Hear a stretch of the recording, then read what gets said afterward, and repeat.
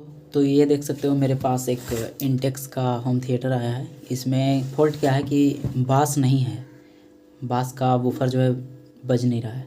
तो दिखाता हूँ मैं, देखिए ये बाहर से स्पीकर बज रहा है। देखिए ये कोड को मैं निकाल दूँ, उसके बाद यदि हम वॉल्यूम देते हैं तो कोई बास नहीं है, बास का भी वॉल्यूम फुल कर दिए हैं, कोई बास नहीं है। तो इसमें बास फॉल्ट है, ठीक है।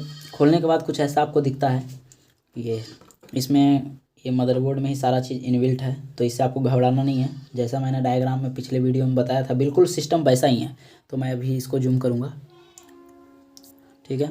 उसके बाद इसमें बिजली को दे दिए, जैसा कि देख सकते हो लाइट आ गया।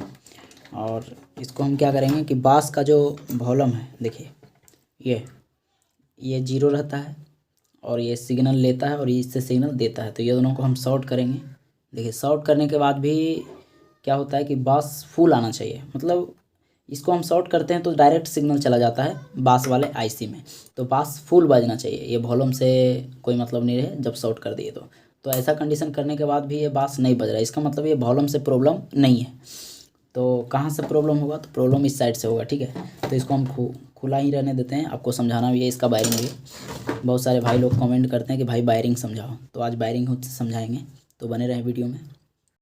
तो खोलने के बाद आपको 3 आईसी दिखेगा, फर्स्ट सेकेंड और थर्ड। इसमें एक आईसी बास का रहता है और बाकी जो 2 आईसी रहता है बाहर वाले स्पीकर के लिए रहता है, ठीक है। तो पिन नंबर 3 और 5 इसका वोल्टेज का रहता है। तो चलिए काउंटिंग हम इसको करते हैं। काउंटिंग जिधर से आईसी का नंबर लिखा हुआ है, आप इधर साइड पलटोगे तो पता चल जाएगा। तो इधर से इसका नंबर लिखा हुआ है उस साइड से, जैसे कि मैं दिखाता हूँ। देखिए इधर से इसका नंबर लिखा हुआ है, तो काउंटिंग भी इधर से जाएगा, ठीक है। तो देखिए 1 2 3, देखिए 3 नंबर ये हुआ और ये 4 ये 5। तो ये 3 और 5 में वोल्टेज आता है 24 वोल्ट, जैसे कि देखिए यहाँ से खा रहा हूँ वोल्टेज आ रहा है। अभी आपको इसको चेक करके दिखाते हैं। तो इसको हम डीसी पे सेट करेंगे, तो यहाँ बताना चाहिए 24 वोल्ट 3 और 5 पे। तो तीनों आईसी में ऐसा ही सिस्टम होता है। देखिए 21 वोल्ट के राउंड इसमें भी वैसा ही है। इसमें देखिए 14 वोल्ट और इसमें 13 वोल्ट। वोल्टेज कम जा रहा है, इसी कारण से वोल्टेज हमें कम मिल रहा है, क्योंकि मेरे तरफ वोल्टेज इतना कम है कि बॉल जलना भी मुश्किल हो रहा है, ठीक है। तो इस तरीके से उसके बाद मैं आपको दिखाता हूँ। उसके बाद ये जो आप देख पा रहे हो ये 7805 है। 7805 का काम ये होता है कि 12 वोल्ट लेता है और उसके बाद ये 5 वोल्ट आउट करता है। 5 वोल्ट इस जैक पे आउट करेगा और ये 5 वोल्ट आगे जिसमें हम पेन ड्राइव डाल रखे थे वो डिस्प्ले में जाता है। तो यदि ये ख़राब हो जाएगा तो डिस्प्ले आपका नहीं आएगा, ठीक है। यदि आपका डिस्प्ले गुल है तो सबसे पहले 5 वोल्ट चेक कीजिए। तो बारीकी से मैं आपको चेक करने के लिए बताऊँगा। देखिए ये क्या हो रहा है, इधर से 12 वोल्ट प्लस ले रहा है और यहाँ पे 0 आ रहा है, ठीक है, ये दोनों पिन पे। उसके बाद इस लेग से 12 वोल्ट प्लस आउट कर रहा है, तो ये गया कहाँ, इस पिन पे। और यहाँ से एक रजिस्टर लग करके आया है इस पे, और ये देखिए इसके थ्रू इस जैक पे आया, ठीक है। तो 5 वोल्ट प्लस यहाँ पे आ गया और एक 0 ले लेगा, ठीक है। तो इस तरीके से देखिए ये रजिस्टर, ये देखिए तो रजिस्टर सुरक्षा के लिए लगाया गया है, यहाँ पे आपको दिख रहा होगा, देखिए। तो ऐसा होता है। 12 का है, ये 0 तो आपको पता ही है, ये कंडेंसर पे डायरेक्ट जाएगा, प्लस और माइनस कंडेंसर पे 0 हो जाएगा। 12 और ये 12 जो एसी निकल रहा है ट्रांसफार्मर से, वो ये चारों डायोड पे जाएगा, ठीक है। तो ये चारों डायोड उसे फिल्टर करके डीसी बना करके ये दोनों पे देता है। यदि आपको 12 के बारे में मालूम नहीं है तो ये डिस्क्रिप्शन में एक लिंक दे दूँगा, उस वीडियो को ज़रूर देख लीजिएगा। उसके बाद हम बात करते हैं, तो अब हम मेन वॉल्यूम का जैक पता करेंगे। तो मेन वॉल्यूम का जैक पता करने के लिए आपको जैक से कोई मतलब नहीं, आपको नॉलेज है तो पता कर लीजिएगा। देखिए 1 नंबर होता है सिग्नल का लूप आईसी का। तो देखिए 1 नंबर आया है इस कैपेसिटर पे, कैपेसिटर से यहाँ से आउट किया है। उसके बाद एक रजिस्टर पे गया, रजिस्टर आउट करेगा तो यहाँ पे आएगा।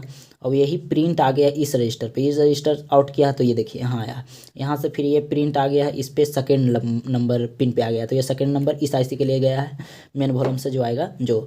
फिर उसके बाद ये आईसी पे पता करते हैं, तो ये 1 नंबर पिन यहाँ पे आया है। यहाँ से एक फिर से कैपेसिटर लगाया, कैपेसिटर लगने के बाद देखिए ये रजिस्टर आ गया इस पे, फिर यहाँ से रजिस्टर आउट किया है। फिर देखिए रजिस्टर आउट करने के बाद यही प्रिंट जो है इस पे आ गया ये रजिस्टर पे, तो ये रजिस्टर आउट कर रहा है यहाँ पे।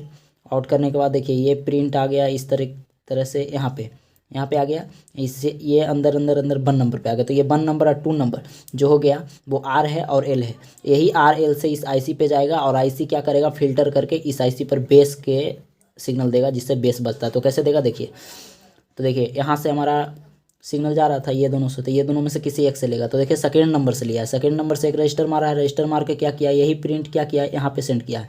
यहाँ पे सेंड करने के बाद ये यहाँ आ गया, ये आईसी में चला गया सिग्नल। ये आईसी करेगा, सिग्नल को फिल्टर करके बेस के रूप में सिग्नल देगा, बेस के रूप में सिग्नल देगा। तो देखिए तो आईसी सिग्नल लेने के बाद ये दोनों पिन से आउट कर रहा है, ये दोनों से आउट कर रहा है। तो यहाँ से देखिए ये यहाँ से एक कैपेसिटर लगा है, ये प्रिंट यहाँ पे आया है, यहाँ पे आने के बाद इस पे आ गया, यहाँ से एक जम्फर मारा है और इस पिन पे आ गया है। तो आईसी जो बेस का सिग्नल दे रहा है इस पिन पे दे रहा है। अब देखते हैं, ये बेस का आईसी है, तो ये बेस का आईसी नंबर 1 पिन से यहाँ से ही लिया है, कैपेसिटर लगा है। कैपेसिटर लेने के बाद ये सीधा प्रिंट जो है, ये प्रिंट कुछ नहीं किया है, ये प्रिंट डायरेक्ट आ गया है आपको इस पे, ठीक है, इस पे आ गया है।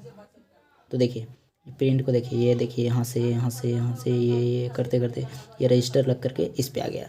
तो अब हम ये समझ गए कि ये दोनों को शॉर्ट करेंगे तो डायरेक्ट हमारा सिग्नल कहाँ चल जाएगा, बेस वाले इस आईसी पे। तो यहाँ शॉर्ट नहीं करके एक यहाँ वॉल्यूम लगा दिया गया है, वो आगे लगा हुआ है, और ये जो है 0 है, ठीक है। तो एक वॉल्यूम, कोई भी वॉल्यूम रहे उसमें एक लूप 0 रहता है। तो ये दोनों को शॉर्ट कर दीजिए, तो आगे वाले वॉल्यूम से कोई मतलब नहीं है। अगर जो आगे पीछे करना है वॉल्यूम मतलब कम बेस करना है, तो ये दोनों को शॉर्ट नहीं कीजिए, आपको वॉल्यूम लगाना पड़ेगा।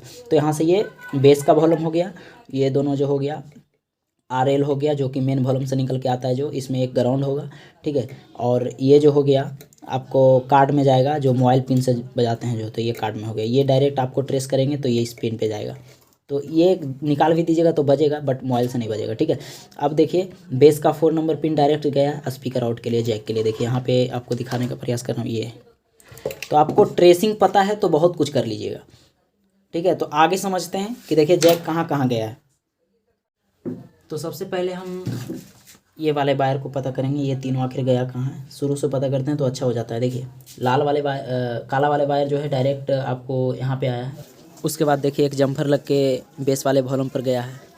उसके बाद सेकंड नंबर वाले भूरा वायर है जो ये यहाँ पे आया है, यहाँ पे ये फिर से एक जम्फर लग के बेस वाले वॉल्यूम पर गया है। तो मतलब ये दोनों जो है बेस का वॉल्यूम है। तो यानी हम समझ गए कि 1, 2 और ये तीनों जो है बेस का, उसमें एक 0 होगा, ठीक है। तो ये तो समझ गए कि ये फर्स्ट और सेकेंड जो बेस का है।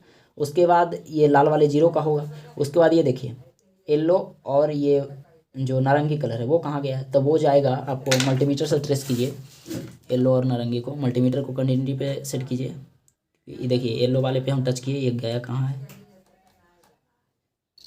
देखिए मेन वॉल्यूम पे गया। उसके बाद नारंगी को ट्रेस करते हैं तो यहाँ पे, तो यानी कि ये मेन वॉल्यूम से जो निकल कर आ रहा है वो येलो और नारंगी है, तो ये जाएगा डायरेक्ट आईसी के 1 नंबर पिन पे जो हम ट्रेस किए हैं। उसके बाद ये दोनों पे आते हैं, तो ये दोनों गया कहाँ, हरे वाले पे रखते हैं, ये कहाँ गया देखिए, यहाँ से भी मार रहा है, ये गया है यहाँ पे। तो यहाँ लिखा हुआ है 5 वोल्ट, तो ये 5 वोल्ट पे गया। तो मतलब हम समझ गए कि ये दोनों जो वायर है वो हरा और ब्लू कलर का वो 5 वोल्ट के लिए गया है, और ये तीनों जो वायर है वो मोबाइल पिन के लिए आया है, ठीक है। तो आप ट्रेस करोगे तो सारा चीज़ पता चल जाएगा। पहले हम सारे जैक को जोड़ लेते हैं। तो देखिए ये मेन वॉल्यूम से जो आया था वो है RL के लिए, तो हमने ट्रेस किया था कि यहाँ पे RL इसका रहता है, तो इसको हम यहाँ पे डाल देंगे।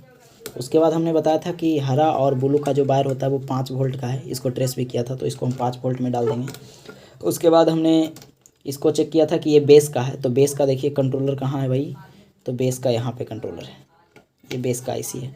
फिर ये मोबाइल पिन के लिए, ठीक है। तो मोबाइल पिन के लिए यहाँ पे लिखा हुआ है ग्राउंड RL, ये इससे कनेक्ट रहता है, ठीक है। तो ये कोई ज़रूरी नहीं है, आज के डेट में मोबाइल पिन से कौन बजाता है। उसके बाद अब बेस का देखिए, ये बेस है, तो बेस का यहाँ पे जाएगा। तो इससे पहले हम इसको हम क्या करेंगे, कंटिन्यूटी चेक करेंगे इस पर। हो सकता है बेस भी ख़राब हो, तो कोई वैल्यू नहीं है इसमें। इसका मतलब दोस्त यदि आपका बूफर कंटिन्यूटी दे रहा है फिर भी बूफर नहीं बज रहा है, तो एक काम कीजिएगा, यहाँ से इसको कनेक्ट कर दीजिए।